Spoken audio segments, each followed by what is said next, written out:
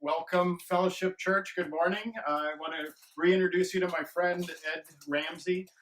He's been working with me on my addiction issues for some time and has become just a great resource, and even better than that, a great friend. He's got 40-some years of sobriety, and then a number of years as a professional counselor and in guidance. And our relationship has spawned over this. So we're in 12 steps, 12-week series in order to help people take their next step towards freedom and recovery. And this week we're going to be working on or focusing on step one. And the way Ed has given this to me, at least the way I liked it, was that we have admitted we are powerless over the effects of our separation from God, that our lives have become unmanageable. And you had something you wanted to kind of add or adjust in that? Yeah, well, that separation is often the result of problems in our life that begin sometimes from day one, where we make other things out here more important than us and God and relationships. We confuse intensity with intimacy. Yeah. And God is about love and intimacy and meaningful relationships. Yeah. Beginning with our original relationship with Him, and but the world has a way of distracting us from that, making other things more important. And addictions are a primary form of distraction from that. Well, it's interesting. Another quote that Ed gave me was that we are cut off from the very purpose from which God created us, and that purpose is to love, and that's from Father Martin. So as I'm hearing you say that we've been designed or created, our identity is based on that purpose, that created purpose, and then something has gotten in the way of our ability to fulfill that. I agree, and that's what I heard, that's what God made us for, to love, that we are love machines, and that addicts and people who've been wounded get cut off from that capability. So they substitute other things to try to fill that hole in. Yep. And recovery is about getting that capacity to love back. Yep. Recovering the true self. Exactly. Yep. So as we were talking about this, it has this one step has three parts within it. And the first, again, admitting that we're powerless. The second, accepting and integrating that truth. And then the third step would be identifying my powerlessness over something. That something that has power over me has created or caused my life to become unmanageable. So can we go back to that admitting we're powerless part? Sure. What do you see in that? Well, first of all, that takes a lot. And by the time you see it, your life's a mess generally. Because we're very good at distracting ourselves and denying and avoiding and rationalizing, because nobody wants to have to see it. Mm-hmm. It's part of our survival reaction, and our defenses are designed to help us survive things that we don't know how to deal with, that are threatening to us. And we have defenses that we use physically. You see somebody with a weapon, you run or you get out of the way. Mm-hmm. We have emotional and spiritual defenses. When we start to get wounded on that level, we have psychological defense that we use. That's another form of running, to keep us from having to face something we don't know how to deal with, and to protect ourselves. And there are normal reactions. The problem is, in this situation, running from someone with a weapon is probably a good idea, but avoiding something you need to see in order to heal allows it to continue. So it's kind of a catch-22. And so it puts you in a bind. So the part two is accepting and integrating it. And that was a kind of a new thought for me. Tell me about that. Like what's the difference? The difference is knowing it and believing it. I can know something. I can have it up here intellectually, but until I really believe it, I'm not going to do the work I need to deal with. Mm-hmm. And it's not something you can think your way out of. The only way out of it's through it. And I won't do that work until I recognize that I need to.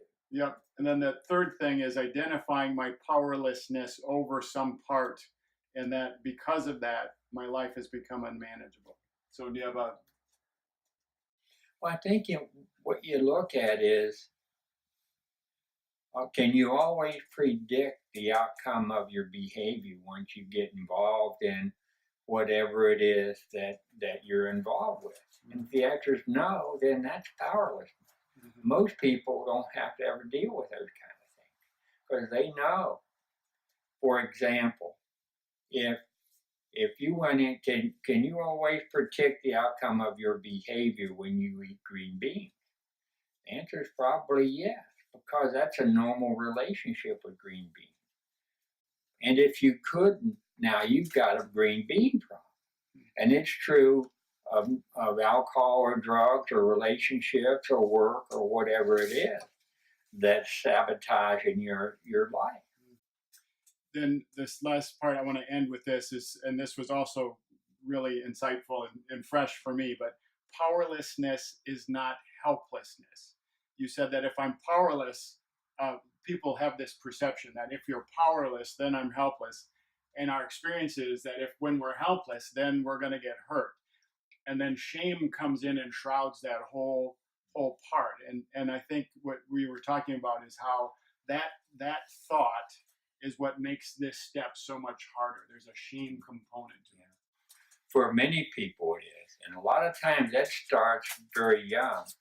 A lot of us learn as children in our family that when I'm powerless over something in the family, then I get hurt or I get shamed.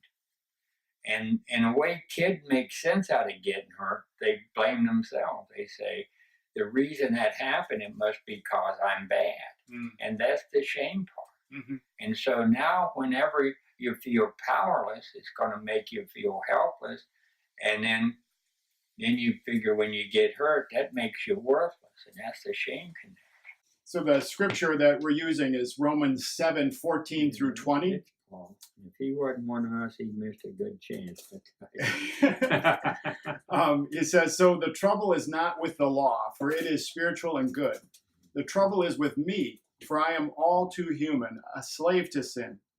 I don't really understand myself, for I want to do what is right, but I don't do it. Instead, I do what I hate. But if I know what I am doing is wrong, this shows that I agree with that the law is good. So I am not the one doing wrong. It is the sin living in me that does it. And then verse 18, this is the focus. And I know that nothing good lives in me, that is, in my sinful nature. I want to do what is right, but I can't. I want to do what is good, but I don't. I don't want to do what is wrong, but I do it anyway. But if I do what I don't want to do, I am not really the one doing wrong. It is sin living in me that does it. And so Ed and I were just talking about this distinction, and I think he likes the word disease versus the word sin because of the moral implications. But what we were, I think, talking about is that this idea that there's something that has disrupted our design. Yeah, I agree. And sin can be a shame word for a lot of people, and it is. It's been used that way. And unfortunately, the church has really promoted it that way. As a moral issue? As a moral issue, as sin is you did something bad, and they didn't separate the doing from the person. Yeah.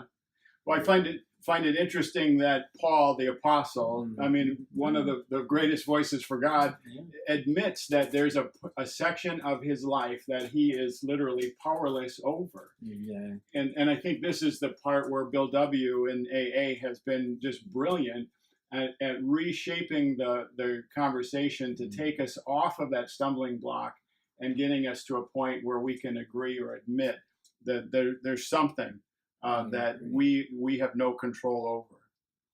And so I said, as a result of our unwillingness to accept our powerlessness over something, a person, a situation, the pain usually shows itself off in three specific areas. So one is personal dissatisfaction. The second is a detachment from people. And this third way it shows itself, the pain shows itself, is in a purposelessness or a destination sickness, is what I think the one book uses. So, can you talk about personal dissatisfaction at all, Ed? Like, how is that showing in your story? I think that personal dissatisfaction is that it cuts me off from me. And when I get cut off from me, now I'm cut off from you and God or anything else Mm-hmm. that I need in terms of community to be okay. Yep. And I'm just lost. For me, there was no matter how successful I became, no matter how much money I made, no how many houses I had, I never had a sense of arrival, and I was always needing more and more and Never more. enough. There's never enough, ever. And so that this personal dissatisfaction seemed to be beyond property, prestige, and power. It was something deeper than that. You know, when you're dealing with it on a spiritual level, it's a wounded spiritual. When we get wounded spiritually, that's a whole different ballgame. Yeah. We used to call it a hole, like having a hole in your soul. Mm-hmm. Well, that hole in our And soul. You try to fill it in with anybody and anything you can. Well, that's exactly right. Well, that second part then is this detachment from people. I think we become masters in superficial relationships where, you know, how are you doing today? Oh, I'm fine. You know, we in our household, we say we don't use that F word, you know. Well, So that's how we avoid talking about it. You know, that's just, and most people know how to play that game. mm-hmm. That's a form of dishonesty. Yep, there are some relationships where you can only go to the Packers or the weather. You know, they don't ever want to go beyond. Yeah, well, you know, they don't want to look in here.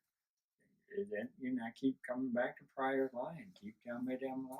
Mm-hmm. Keep me from thinking about the truth. Yeah, I also think there's a protectiveness to it, like a shield, where you just simply don't want to go there because you don't want to hurt anymore, right? I think it's a type of protection. I'm afraid of what you're going to do. Mm-hmm. And if you use my bridge analogy, I'm afraid you'll slap it away. Yeah. And that's how that was the original sin, so to speak. Yeah. You know, and that's when I started blaming myself, because I was, you know, and when I do that work with people, when they slap it away, who do you blame? Mm-hmm. And 90% or 95% of the time they'll say me, and I'll say, well, that's a bum rap, you know, and that's what kids do. Probably 99% of the time, they blame them. Yeah, it must be bad. The third thing I want to focus on is this purposelessness or destination sickness. Like, who really cares if I live or die? What difference do I make? You know, my life seems meaningless. There's no future. I can see that there's nothing that I can change where my future isn't going to be exactly the same. Well, yeah. When you feel hopeless, you feel worthless. That's worthlessness. That's shame. Mm-hmm. Yep. And then sometimes people, the reason I put destination in is sometimes people think, well, if I only lived over there, you know, if I only lived, you know, not here, wherever not here is. And that's a symptom of addiction, geographic cure. Yeah. Moving somewhere else. Yeah, yeah.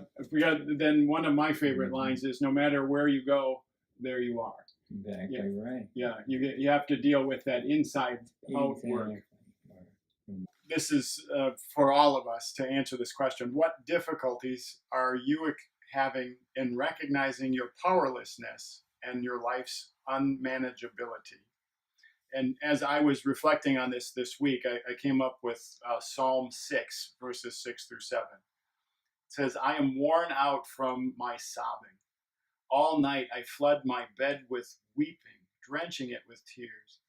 My vision is blurred by grief, and my eyes are worn out because of all of my enemies. I think the process that we're going through, you get to where you are just powerless. You realize that there's things that are broken and you can't fix them on your own. And that's where we're hoping that we can help some people get to and take that first step. It caused it hitting bottom. when I just get sick and tired of being sick and tired and wave a white flag. Mm-hmm. Then I start to get well, and I start to win Mm-hmm. once I accept that I'm losing, and that's the real key. Is the hardest part, I think, is to quit fighting. It's just to quit trying to control what you can't control. Mm-hmm.